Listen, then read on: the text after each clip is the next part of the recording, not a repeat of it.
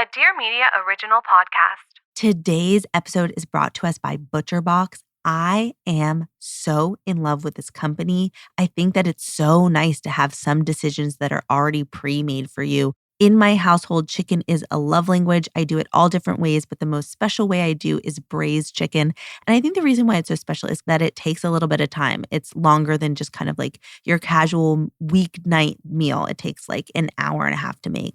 I made it recently with my ButcherBox chicken thighs, and it was phenomenal. The thing about ButcherBox is that you're always going to get 100% grass-fed beef, free-range organic chicken, pork raised crate-free, and wild-caught seafood. It's always humanely raised and no antibiotics or added hormones, and I just really trust them. It's delivered straight to your doorstep, free shipping always, and they offer curated to customized box plans, which I love. The other thing is there are a variety of really high quality cuts at an amazing value. There are exclusive member deals, and there are recipe inspiration guides and tips and hacks, which I absolutely love. Sometimes it's really nice to just have someone really give you a guide of what you should make for you. It takes the pressure off of having to know what you're going to make every week. And I've gotten some great ideas from them. ButcherBox is giving us a special deal. Sign up today using the code Instinct to receive ground beef for a year plus $20 off your first order. That's 2 pounds of ground beef free in every box for a year plus $20 off your first order when you sign up at butcherbox.com/instinct and use the code instinct. Hi, welcome to Good Instincts. I'm Shira Barlow, but you may know me as the food therapist. Join me every Monday through Friday for bite-sized episodes designed to help you close the gap between where you are right now and where you want to go. This should feel good, like really good. And it will, I promise. Today, we have Hal Hershfield, who is a professor and a researcher and a psychologist, and now the author of Your Future Self, out next week. Hal, thank you so much for being here. Oh, thanks so much for having me. I'm really excited to chat with you. Me too. And I have talked about your research extensively in my book and on here many, many times. But for anyone that's not familiar, it's all about the connection between the way we think about ourselves in the future and our day-to-day decision-making, which obviously has so much to do with what I do with nutrition. And at the same time, the way this started for you and the way you first started thinking about this was in terms of financial decisions and saving for the future. And I was wondering if you could talk a little bit about that. Yeah, so I originally got into these ideas. I mean, now it feels like ages ago, around the financial crisis, where you see all these people who are in like bad situations because maybe they didn't save as much as they knew that they should, and now they're in debt, and there's a big gap between where you want to be and where you actually are. And you think about financial decisions. One of the things that's so hard is that you've got to make sacrifices today for some future version of you. And that's a really tricky sort of calculation to make all the time. And you can see how it easily applies to health decisions and eating decisions and so on. Well, again, we have these sort of present future trade-offs. Completely. And that's why it's been so instructive for me. I mean, just all of it in terms of, thinking about the trade-off between something, a reward you can reap like right now and in the future. And at the same time, like, how do you make those decisions day to day? And the thing that I thought was so wild about the research was showing that it's not just that people weren't wanting to save for the future. It was that they were thinking about themselves as completely different people. Is that right? Yeah, that's exactly right. So, some of my work and some work from other people suggest that when we think of our future selves, it's not like we're thinking about, me. You're thinking about essentially another person, right? So that future self almost seems like a different person altogether. So we've actually shown this in the brain. The brain activity that comes about when you think of your future self, that looks a lot like the brain activity that comes about when you think of another person, which to me is wild, right? Because it's really suggestive. It actually is wild. It's wild, right? And okay, so all of a sudden, when you start to really think deeply about this, maybe it makes sense that some of these decisions, the healthy eating or exercising, saving, and so on, it makes sense that they're so difficult because it's not like I'm sacrificing for me, I'm sacrificing for some some other person altogether, right? Psychologically, if they feel like they are kind of random, kind of not someone we know, someone that we're not really connected to, then like it's almost rational to just do whatever I want right now. Absolutely. Absolutely. And then I think the thing that I thought was also really interesting was like when you showed those individuals aged versions of themselves, essentially, they were like, oh, there's more connection to that future self. And we've talked about this. And I mean, there are like apps that you could do that with. But I think one of the things I've talked about, and I've seen it a ton because brides do really well. And I think it's because they can imagine with great specificity, not just how they want to look, but how they want to feel in the future. But I was wondering if you had any ideas of ways that you could connect to that future self as well. That is such an interesting example. I hadn't thought about that, but you're so right. It's first off, it's just so specific. There's a specific image, there's a Yeah. specific time. And I also roughly have a sense of the things I want to do between now and that time, right? Yeah. And so that's the same thinking and ideas that went into my colleagues and I trying to show people their future selves, right? With, age progression, technology, or make someone look older. Anybody can really download this sort of thing now. That's not the sort of end all be all. The big idea here is how can we make your future self more vivid? Because ultimately that's going to be more Yeah. emotional. Yeah. And it's really hard to connect to something and strive for a goal for something that's abstract and without color and not emotional, right? So beyond, you know, age progress images, an exercise I really like is writing a letter to and then from your future self. Oh. The beauty of that is it forces you to step into the shoes of your future self and Mm. see the world through their eyes. Essentially, the components that are at play in your bride example, which is not just thinking about some period of time in the future, but getting really specific about, you said it, how I want to feel, who I'll be spending my time with, what I'll be Mm. doing, what does my work life look like? All of these things. I mean, this could apply to 20, 30 years down the line, Yeah. but it can also apply to next summer or 5 years from now, or maybe even in 3 months. These are all future selves who we can feel different levels of emotional connection to. I love that. I think that that's really cool, and it's so cool hearing it straight from you because again, I'm just, like, so impressed by this research, and I've been so fascinated by it for years, and I also think and you mentioned a little bit about this in the book, which I thought was really sweet, but I had been thinking about this too, which is that obviously, ideally, you want to be able to connect with that future self for you to make good decisions that have that long-term payoff for yourself. But I think that then when you become a parent, that also becomes a little easier because there's this really obvious thing that you have for the future that you want to do really well.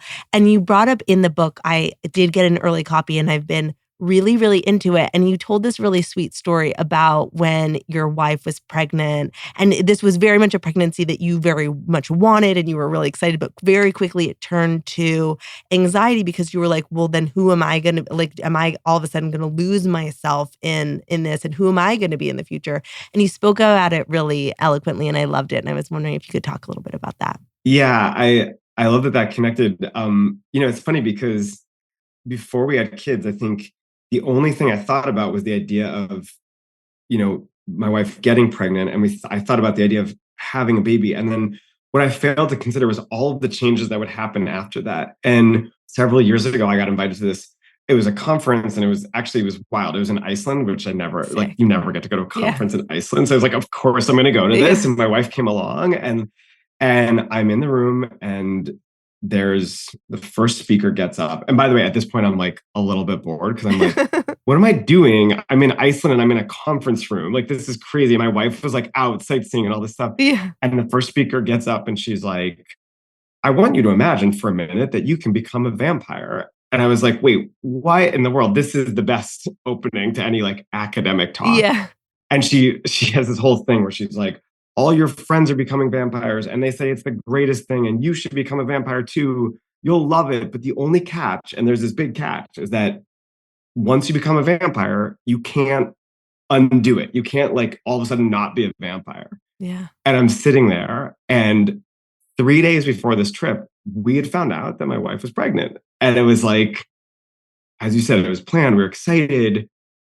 And I'm hearing this whole talk about vampires. And I'm sitting there and I'm like, oh my God, becoming a parent isn't all that different.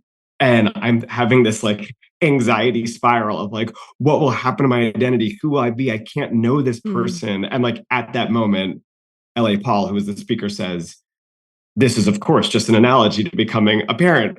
It's like, oh God, this Yeah. speaks to me. And the thing that was so emotional about this to me was it really highlighted how we can think ahead, but we can never really know who we'll be because we can't fully anticipate how going through some transition like parenthood or a new job or a new city, we can't fully appreciate how those transitions will change us. And that can be scary, but it's also in a way liberating because I think it means that part of the whole idea of becoming sort of an adult and becoming your future self is that you do change and you Yeah. can't anticipate it. And there's something sort of lovely about that because I think we can attach on to sort of a looser version of who we'll be, but still pay attention to the sort of core important things, the values, the things that make us who we are and will continue to make us who we are. I love that so much. And that's a theme that's come up here before, which is that, anytime there's like this gap between like who you are and where you want to be, or like just an unknown gap, it can scare the shit out of you and it can absolutely be so terrifying. Or there can be this kind of like, I don't know, maybe that's kind of exciting. Like we know these Yeah. core values about ourselves, but then there's like this unknown piece, the same as like graduating from college or all these things that if we Right. choose to let it terrify us, it will. But it can also be, like you said, kind of liberating. But I love that example. And I thought that that was really cool. And I think that there are people who are becoming parents who are new parents. And I think like staying true to your values and your goals, but also knowing that like there is this whole future self piece that we're working towards, but isn't like a fully formed idea in our head can be kind of exciting. There was this other analogy in the book that I absolutely loved, which is this idea for packing for a trip. And this idea that we can't always know how we'll feel in the future. And I thought it was really cool. And I was wondering if you would tell us a little bit about that. Yeah. So, everyone I think has probably had this experience where you're going on a trip and you have some idea about the trip. So, I mean, I first thought about this. We used to live in Chicago. And I remember we were going on this trip, we're going like a beach vacation type thing. And it's like February in Chicago. It's incredibly cold. I'm in the like jacket that goes all the way down to your ankles. Yeah. And, I'm packing and I know, okay, I know it's going to be warmer where I'm going, obviously, but I still get kind of anchored on like how cold it is in Chicago. And I pack like a couple light sweaters, like just in case I need it Yeah. at night. And the funny thing about this, and this is like just an analogy, right? This is packing for a trip. But if you think about it in terms of the way we treat our current and future selves, it's sort of like thinking ahead to the future, but not appreciating how the future will be different from the present and using Mm, all of our feelings in the present to project ahead onto our yeah. future self. And the problem there is that we trick ourselves into thinking that we're taking care of our future selves, but really we're failing to appreciate how that person may change and may be different from us. I mean, it's not that different if we're in a relationship. It would be like me buying my partner a gift that I want because Right. I sort of just attach my own feelings to them, failing to appreciate that, of course, they're a little different from me and they'll continue to be different. And so I think that's the type of thing that becomes hard to appreciate, hard to appreciate like how we will change going down the line in the future.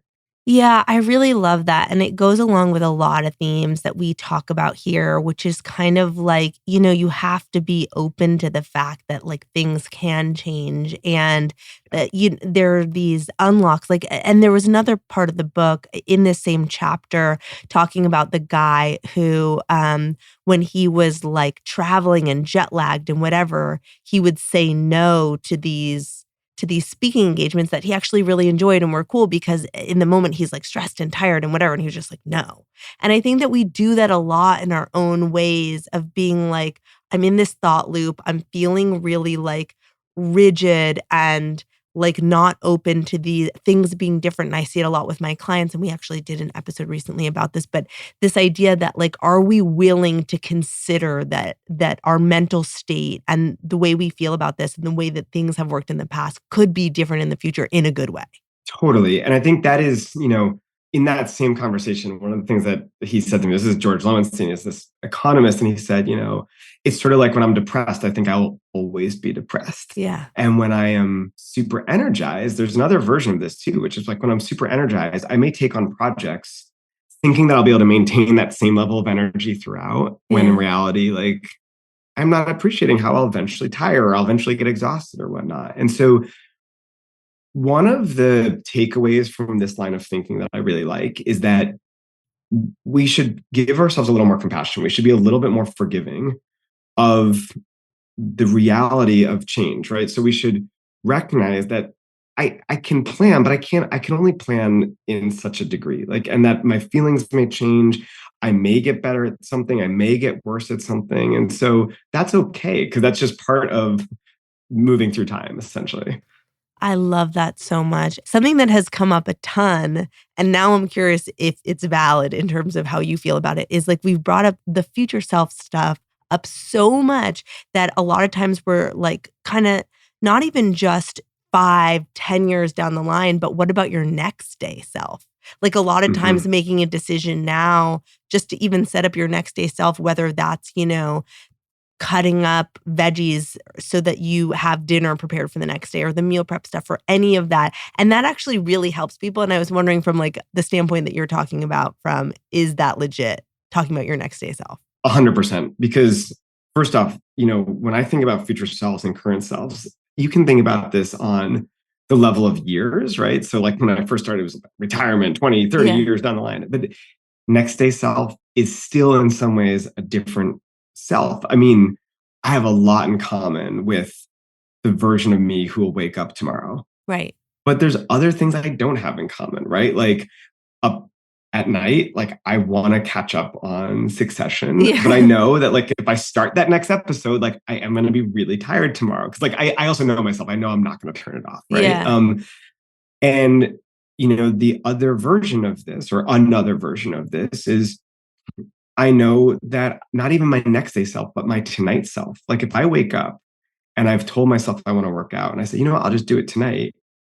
I know that the likelihood that that'll actually happen decreases dramatically with like each successive hour of the day because I'll just get more and more tired. And the same thing, if I'm thinking about if I have a goal of wanting to eat healthy, one way to make that goal easier to obtain is to make it as easy as possible to obtain. I know that sounds a little bit roundabout, but one of the sort of lines of research that I really got into in writing the book was basically recognizing that there are these versions of ourselves who will mess things up each and every time, and that I say that tonight that will be the night that I don't snack.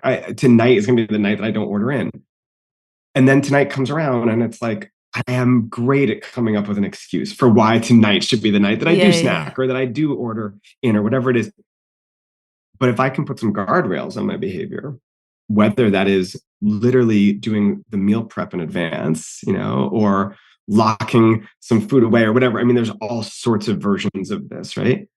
The beauty there is that it essentially constrains my future behavior in such a way to make it easier to do the things that I said that I want to do. Absolutely. And there's, all this other research, which I'm sure you're really familiar with, which is like this idea on willpower, which is that I think traditionally everyone thought it was like a personality trait. Some people have it and some people don't. But actually, it's this limited resource that is pulled from when we're like not yelling at our kids when they're being crazy, that we're not like honking at everyone in the street. So by the end of the day, we have such little willpower reserve that it's really hard. So there are different ways that you can engage the prefrontal cortex more to make these really thoughtful decisions. But there are also other ways, which in some cases are better at the end of the day, where you kind of bypass the need for willpower at all, which is just pre-committing to a decision ahead of time that's going to benefit your future self. I think that committing to your future self, even if your next day self or your tonight self, really, really helps that. Yeah, exactly. And I think one of the important things there is to know one thing we can do is to try to increase or enhance our relationship with our future self. That's really hard too. So another way to do it, like you said, is to bypass it entirely and Mm, figure out how do we constrain our behavior to make it easier to do these things that we said we wanted to do. right. Make it easier to do the thing that we want. And that's the thing, I think the better something feels, the easier it is to keep on doing it. 100%. Some of my favorite research suggests that, and this is like not going to be a shocker to anybody, but we think that self improvement is meant to be hard, right? Like, I Mm, think that it's supposed to be this really difficult, painful thing that, like, if I can go to the gym and it's really and like sweat it out and really struggle, that that's yeah, better for me. When in reality, having self improvement tasks that are hard is makes it like less likely we'll actually follow through. But absolutely. making it enjoyable, making it fun, you can still get some of the same results and not make it such a struggle. Yeah, and I think that's how it ends up being something that becomes a habit and is something you're consistent about and is again a huge theme of this, which is like I think that we think that we do have to punish ourselves. And I think we think that we it does have to be hard. But I think the reality is and it comes up again and again and again is oftentimes the thing that is the most self-compassionate and feels really good ends up being the thing that winds up really being healthy. And at the same time, we do have to forego some of the right now wants to reap them later on. But this has been so interesting. Thank you so much. Your book is available next week, right? That's right. It comes out on June 6th, and you can pre order it. Yeah. Thank you so much for having me. It's been so fun to talk to you. It's so fun. I hope we'll do it again. And yes, your book is available for pre order right now. Thank you, thank you, thank you. Thank you so much for listening to Good Instincts, hosted and written by me, Shira Barlow. You can find me on Instagram at Shira_RD. Good Instincts is a Dear Media daily. Today's episode is brought to us by ButcherBox. I am so in love with this company. I think that it's so nice to have some decisions that are already pre-made for you. In my household, chicken is a love language. I do it all different ways, but the most special way I do is braised chicken. And I think the reason why it's so special is that it takes a little bit of time. It's longer than just kind of like your casual weeknight meal. It takes like an hour and a half to make. I made it recently with my ButcherBox chicken thighs, and it was phenomenal. The thing about ButcherBox is that you're always going to get 100% grass-fed beef, free-range organic chicken, pork raised crate-free, and wild-caught seafood. It's always humanely raised and no antibiotics or added hormones, and I just really trust them. It's delivered straight to your doorstep, free shipping always, and they offer curated to customized box plans, which I love. The other thing is there are a variety of really high quality cuts at an amazing value. There are exclusive member deals and there are recipe inspiration guides and tips and hacks, which I absolutely love. Sometimes it's really nice to just have someone really give you a guide of what you should make for you. It takes the pressure off of having to know what you're going to make every week. And I've gotten some great ideas from them. ButcherBox is giving us a special deal. Sign up today using the code Instinct to receive ground beef for a year plus $20 off your first order. That's 2 pounds of ground beef free in every box for a year plus $20 off your first order when you sign up at butcherbox.com/instinct and use the code instinct.